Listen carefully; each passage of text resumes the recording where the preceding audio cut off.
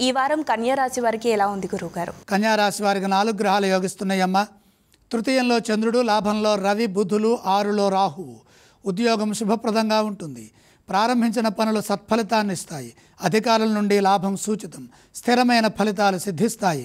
ఉద్యోగంలో మంచి జరుగుతుంది. ప్రయత్నాలు విజయవంతమవుతాయి. తోటివారి నుండి ప్రోత్సాహం ఉంటుంది. దేనికోసమై మీరు ప్రయత్నం చేస్తున్నారో ఆ ప్రయత్నాల్లో మీకు శుభం జరుగుతుంది. చిత్తశుద్ధితో నిర్ణయాలు తీసుకొని సమయస్ఫూర్తిని ప్రదర్శించడం ద్వారా శ్రేయోదాయకమైన భవిష్యత్తు ఈ వారంలో తప్పనిసరిగా లభిస్తుంది. వ్యాపారంలో కూడా కలిసొస్తుంది. విశేషమైన బుద్ధిబలం సహకరిస్తుంది. పెట్టుబడుల్లో లాభాలుంటాయి.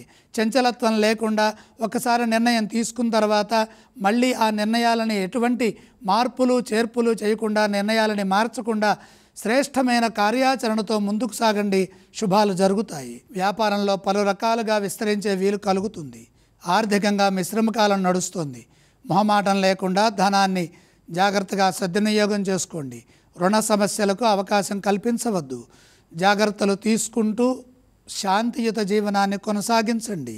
ఈ రాశివారు ఏ స్తోత్రం పఠిస్తే బాగుంటుంది? కన్యా రాశి వారు లక్ష్మీ అమ్మవారిని స్మరించడం మంచిది. ఓం శ్రీ మహాలక్ష్మ్యై నమః ఈ నామాన్ని స్మరిస్తూ ఉండండి. అలాగే ఈ వారం కన్యా రాశి వారు ఏ ఆలయాన్ని సందర్శించాలి? లక్ష్మీ దర్శనం మేలు చేస్తుంది. ఏవేవి దానం చేస్తే బాగుంటుందంటారు గురువుగారు ఈ రాశి వారికి? దానాలతో అవసరం లేదు.